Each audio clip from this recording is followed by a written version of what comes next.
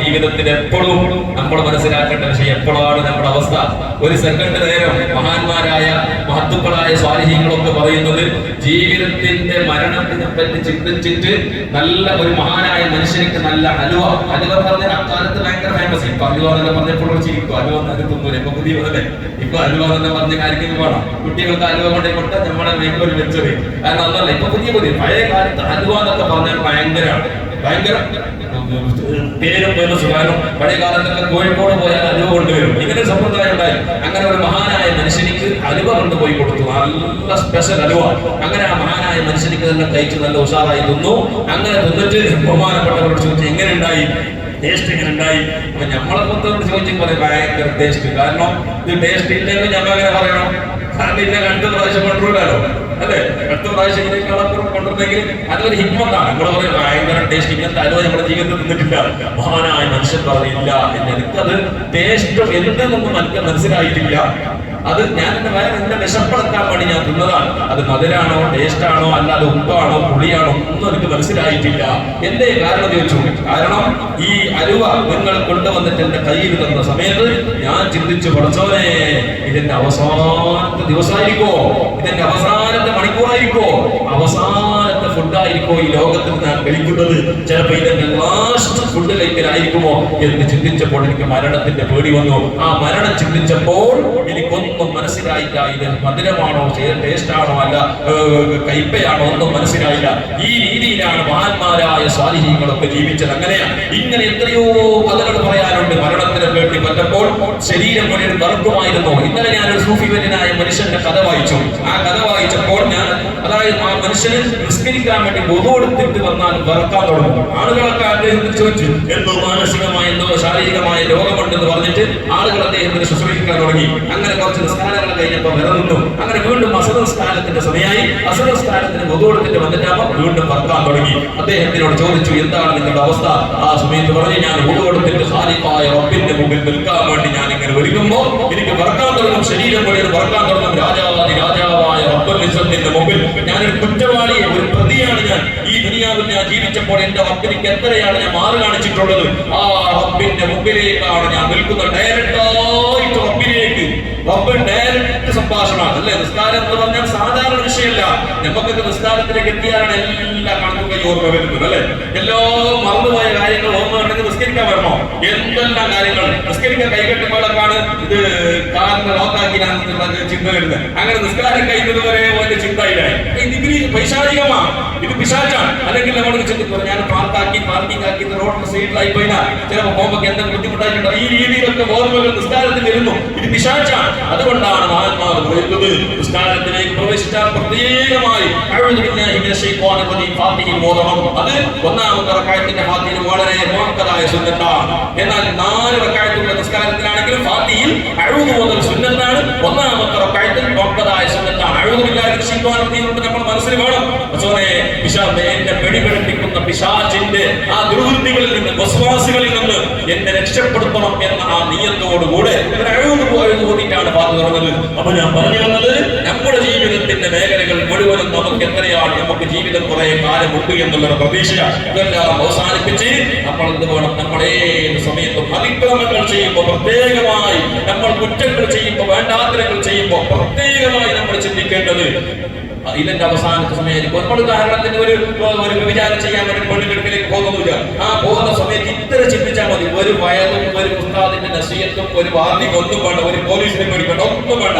ഇത്രേ ചിന്തിച്ചാൽ മതി. ചിലപ്പോ എന്റെ ലാസ്റ്റ് സമയം, എന്റെ മരണത്തിന്റെ ലാസ്റ്റ് സമയമായിരിക്കും. ആ വ്യഭിചാരം ചെയ്യാൻ വേണ്ടി അന്യ പെണ്ണും അന്യ ആണുമായി സുല്ലംഘിപ്പിച്ചിട്ട് ആ സമയത്തായിരിക്കും എന്റെ മരണമെങ്കിൽ ഞാൻ ആ സമയത്ത് ഇവിടെ മരിച്ചാൽ ഞാൻ ഈ നാട്ടിൽ നാണങ്ങളൂലെ ദുനിയാവിലെ ക്ലേശാവിലെ ഇവരെന്റെ ആ പലയിൽ പോയിട്ട് മരിച്ചു നാട്ടുകാർക്ക് മുഴുവനും അള്ളാഹു കാരുണ്യവാനായത് കൊണ്ട് നമ്മളെ രക്ഷപ്പെടുത്തുന്നതാണ്. റബ്ബിന്റെ കാരുണ്യമാണ്. അതെല്ലാം മനസ്സിലാക്കി നമ്മൾ കുറ്റകാര്യങ്ങളിൽ നിന്ന് ഒഴിവാകണം. ബറാഅത്തിന്റെ രാത്രി ഇൻഷാ അല്ലാഹ് അടുത്ത ശനിയാഴ്ച രാത്രി, അതായത് വെള്ളിയാഴ്ച കഴിഞ്ഞാൽ ശനിയാഴ്ച രാത്രി ബറാഅത്തിന്റെ രാത്രിയാണ്. ആ ബറാഅത്തിന്റെ രാത്രി ശഅബാനിന്റെ മഹത്വങ്ങൾ മഹാന്മാരായ പണ്ഡിതന്മാർ ഒരുപാട് പറഞ്ഞു തന്നിട്ടുണ്ട്. ശഅബാൻ എന്റെ മാസമാണ്, റസൂലുള്ളാഹി ഞങ്ങൾ പഠിപ്പിച്ചതാണ്. റജബ് അല്ലാഹുവിന്റെ മാസമാണ്, ശഅബാൻ എന്റെ മാസമാണ്, റമദാൻ ഉമ്മത്തിന്റെ മാസമാണ്, എന്റെ മാസം എന്ന് റസൂലുള്ളാഹി സ്വല്ലല്ലാഹു അലൈഹി വസല്ലം പറയാൻ കാരണം ഇന്നല്ലാഹ വ മലായികതുഹു യുസല്ലൂന അലൻ നബി യാ അയ്യുഹല്ലദീന ആമനൂ സല്ലു അലൈഹി വസല്ലിമു തസ്ലീമാ എന്ന ആയത്ത് അല്ലാഹു സുബ്ഹാനഹു വ തആല ഇറക്കിയത് ശഅബാനിലാണ്. നബി സല്ലല്ലാഹു അലൈഹി വസല്ലം തങ്ങൾക്ക് സ്വലാത്ത് ചൊല്ലാനുള്ള കൽപ്പന വന്നത് ശഅബാനിലാണ്. അങ്ങനെ റസൂലുള്ളാഹി സ്വല്ലല്ലാഹു അലൈഹി വസല്ലം ശഅബാനിനെ ബഹുമാനിച്ചിട്ടുണ്ട്. അത് റസൂലുള്ളാഹി സ്വല്ലല്ലാഹു മഹാന്മാർ പറയുന്നു അധിക ആളുകളും അശ്രദ്ധയിൽപ്പെട്ടു പോകുന്ന ഒരു മാസമാണ് ശഅബാൻ. റജബിന് പറയേണ്ട അല്ലാഹുവിന്റെ മാസം എന്ന് പറഞ്ഞ് തുടക്കത്തിൽ ഭയങ്കര ഇബാദത്തിൽ എടുക്കും, എന്നിട്ട് റജബ് ലാസ്റ്റ് 27 കഴിയുമ്പോൾ പിന്നെ ശഅബാൻ വരുമ്പോൾ നമ്മുടെ ഗഫലത്തിലാകും. ഇനിയിപ്പോ റമദാൻ വരണം, റമദാൻ ശരിയാവാൻ നമ്മൾ വെക്കുന്ന റമദാൻ മാസം വരുന്നത് ഇതിന് കുറച്ച് ആക്കുന്നതിനാക്കി തീർത്തറാ അല്ലെ, ഇതിനാക്കുന്നതിനാക്കിയിട്ടുള്ള തീർത്തിട്ട് പിന്നെ ഒന്നോലെ പഠിച്ചോനെ വാരി കോരിട്ട് തോപ തരുമല്ലോ. ഈ രീതിയിലേക്കാണ് നമ്മുടെ പോകെങ്കിൽ സഹോദരന്മാരെ എല്ലാവരോടും പറയുന്നു വളരെ സ്നേഹത്തോടെ ഇൻഷാ അല്ലാഹ് ശഅബാനിനെ ബഹുമാനിക്കണം, ഓരോ രാത്രികളും ബഹുമാനിക്കണം. ഇനി വരാനുള്ള സമയങ്ങളൊക്കെ വളരെ പ്രധാനപ്പെട്ട രാത്രികളും പകലുകളുമാണ്. അല്ലാഹുവിനെ കൂടുതൽ റമദാൻ വരുമ്പോൾ നമ്മൾ സ്വാഗതം ചെയ്യാൻ വേണ്ടി കാത്തു നിൽക്കണം. നമ്മുടെ വീട്ടിലേക്ക് ഒരു വലിയ വിശേഷമായ ഒരു തങ്ങളോ ഒരു ഗസ്റ്റോ ഒരു മുഖ്യമന്ത്രിയോ ആരെങ്കിലും വരുന്നെങ്കിൽ നമ്മൾ അന്ന് റെഡിയാകുന്നത് അല്ലല്ലോ. നമ്മുടെ വീട്ടിലേക്ക് ഒരു പ്രധാനപ്പെട്ട വലിയ ഗസ്റ്റ് വരുന്നെങ്കിൽ നമ്മളെന്താ ഒരാഴ്ച മിനിമം ഒരാഴ്ച മുമ്പെങ്കിലും നമ്മളെന്താ ഒരുങ്ങിട്ട് നിൽക്കൂലേ. ഒരാഴ്ച മുമ്പ് ഗൾഫ് വരും അല്ലെങ്കിൽ ജോലി സ്ഥലത്ത് വരും. കാരണം ഇങ്ങനത്തെ ഗസ്റ്റ് വരുന്നുണ്ട് പറഞ്ഞ് ഇങ്ങനത്തെ ഒരു പുതിയ ആരെന്താ വേണ്ട ഒരു പെണ്ണിനെ നോക്കാൻ പോയി നമ്മളെ മകളെ നോക്കാൻ വേണ്ടി പുതിയ ആക്കള് വരുന്നെങ്കിൽ നമുക്ക് രാവിലെ മൈക്കാപ്പിൽ വന്നിട്ട് രാവിലെ മീൻ കൊടുത്തിട്ട് കറി വെക്കുന്നല്ല. നമ്മളെന്താകും ഒരാഴ്ച മുന്നേ ഒരുങ്ങിയിട്ട് റെഡിയാക്കിയിട്ട് അതിനുള്ള ഒരുക്കങ്ങളുണ്ടാകും. കാരണം നമ്മുടെ വീട്ടിലേക്ക് ഒരു ഗസ്റ്റ് വരികയാണ്. ഈ രീതിയിലെങ്കിൽ നമ്മുടെ നാട്ടിലേക്ക് നമ്മളിലേക്ക് ഒരു ഗസ്റ്റ് അല്ലാഹുവിന്റെ വിശേഷമാകപ്പെട്ട റമദാൻ വരുന്നു. ആ റമദാൻ വരുമ്പോൾ അതിനെ ഓർമ്മപ്പെടുത്താൻ വേണ്ടി 60 ദിവസം മുമ്പ് തന്നെ നമ്മോട് സൂചിപ്പിച്ചു അല്ലാഹു ബബാരിക് ലനാ ഫീ റജബിൻ വ ശഅബാൻ വ ബല്ലഗനാ റമദാൻ. ഇത് ഞാൻ ചോദിക്കട്ടെ നിങ്ങളോട്, ഉസ്താദിന്റെ ദുആക്ക് ആമീൻ പറഞ്ഞതല്ലാതെ ഒറ്റയ്ക്കിരുന്നിട്ട് ഏതെങ്കിലും തഹജ്ജുദ് നിസ്കാരം നിസ്കരിച്ച് ഒറ്റയ്ക്ക് അല്ലാഹുവോട് ചോദിച്ചിട്ടുണ്ടോ? ഇവിടെ ആമീൻ പറഞ്ഞത് എല്ലാത്തിനും ആമീൻ പറയല്ലോ. മറ്റൊരു ഉസ്താദ് ആമീൻ ചോദിച്ചു. മറ്റൊരു ഉസ്താദിനിക്ക് എന്തായി ഒരു രക്ഷിതാവും ഉസ്താദും തമ്മിൽ പ്രശ്നം ഉണ്ടായി. അങ്ങനെ ഈ കുട്ടിനെ അടിച്ച വിഷയത്തിൽ ഭയങ്കര പ്രശ്നം ഉണ്ടായി. അങ്ങനെ ഈ ഉസ്താദിനിക്ക് പ്രതികാരം കിട്ടുന്ന വേറെന്ത് വഴിയില്ലല്ലോ. ഉസ്താദിന് പ്രതികാരം കിട്ടണമെങ്കിൽ എന്താക്കണമെങ്കിൽ ഇങ്ങനത്തെ ഒരു അവസരം കിട്ടണ്ടേ. അങ്ങനെ എന്തായി അയാൾ കാത്തുണ്ട് അയാൾ മരിച്ചെങ്ങനെ പകരം വിട്ടു. അങ്ങനെ എന്തായി ഇയാള് കുറെ കാലം കഴിഞ്ഞ് അങ്ങനെ അയാള് അതേ നാട്ടിൽ അയാളുണ്ട്. അങ്ങനെ കുറച്ച് ഈ ആചാർ മരിച്ചു. ആചാർ പണ്ട് മോനെ തച്ചതിന്റെ വിഷയത്തിൽ ഉസ്താദ് അതേ ഉസ്താദിനൊക്കെ ബന്ധുണ്ടാക്കി മനസ്സിൽ. അങ്ങനെ എന്തായി തിരിച്ചങ്ങനെ ഈ ഉസ്താദ് ഇയാൾക്ക് ഇനി പകരം പെട്ടാൻ വേണ്ടി കാത്തുന്നു. മയ്യത്തിന് വെച്ചിട്ട് ഇതിന് കബറിന്റെ പേര് വായിച്ചു എന്ത് തന്നെ പഠിച്ചോനെ എന്റെ പണ്ടിയാണ് തച്ചത് പോലെ മുൻകരുതൊക്കെ കൊണ്ട് 2 അടി ജാസ്തി കൊടുത്തത് അല്ലാഹ്. അറിവിൽ വരുന്നു മക്കളെ 4 കൊല്ലം കുറിച്ച് വീട്ടിൽ കോട്ടലിട്ട് ആമീൻ ആമീൻ ആമീൻ എന്ത് പറയുന്നു മുൻപാക്കി 2 താരി കൂടുതൽ കൊടുക്കും. ഈ രീതിയിൽ നമ്മൾ കേട്ടതിന് ആദ്യം പറയുന്ന സ്വഭാവമല്ലാതെ യഥാർത്ഥത്തിൽ നമ്മൾ മനസ്സറിഞ്ഞിട്ട് അല്ലാഹുവിനെ ചോദിച്ചിട്ടുണ്ടോ അല്ലാഹുവേ ബാരിക് ലനാ ഫീ റജബിൻ വ ശഅബാൻ.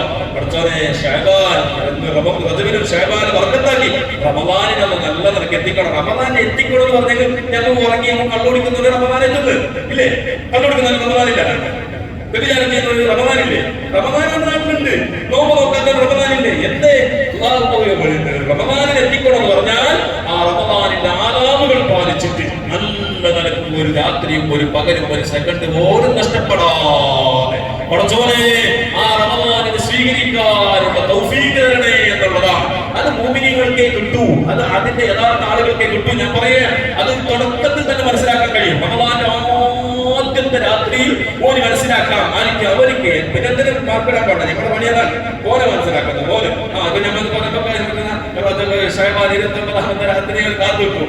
ആരല്ല ഉസ്താദ് പറഞ്ഞിട്ടുണ്ട് മൈനസിലാരുണ്ട് പ്ലസിലാരുണ്ട് അത് നോക്കണ്ട. നമ്മളെ മനസ്സിലാക്കിയാൽ മറ്റുള്ളവരെ അവരോട് മനസ്സിലായിക്കോട്ടെ. മറ്റുള്ളവരെ നോക്കാൻ അല്ലാഹു പറഞ്ഞിട്ടേ ഇല്ല. മറ്റുള്ളവരെ കാര്യം ചിന്തിക്കാൻ അല്ലാഹു ദീന്റെ കാര്യത്തിൽ ബന്ധിട്ടുണ്ട്.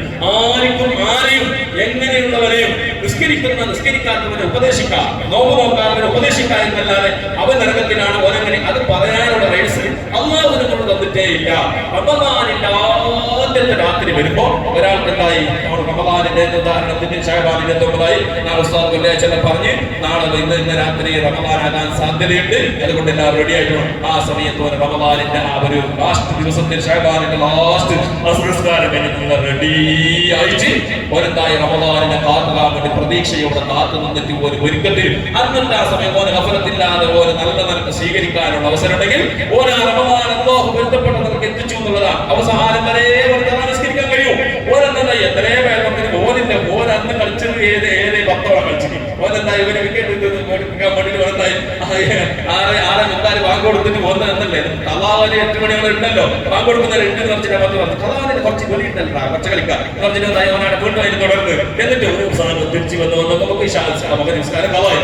എന്നാൽ മനസ്സിലാക്കണം ഈ കൊല്ലത്തിന്റെ റമദാൻ പ്രശ്നത്തിന്റെ കൂടെ പ്രശ്നത്തിന് എന്തായി ഓനെ ഔട്ടായി.